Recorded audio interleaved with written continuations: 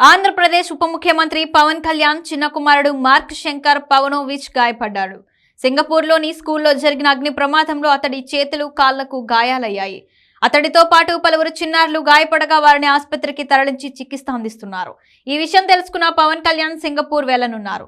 సింగపూర్లోని river valley pan shop లో మంగళవారం ఉదయం 9:45 ఈ ఘటన చోటు చేసుకుంది.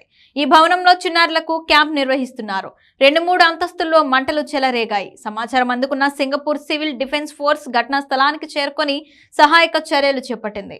భవనం లోపల చిక్కుకున్న వారిని రక్షించి రెస్క్యూ సిబ్బంది బయటకు తీసుకొచ్చారు. ఈ ప్రమాదంలో 15 మంది చిన్నారులు సహా 19 మంది గాయపడ్డారు. వీరిని స్థానిక ఆసుపత్రులకు తరలించి చికిత్స అందిస్తున్నారు.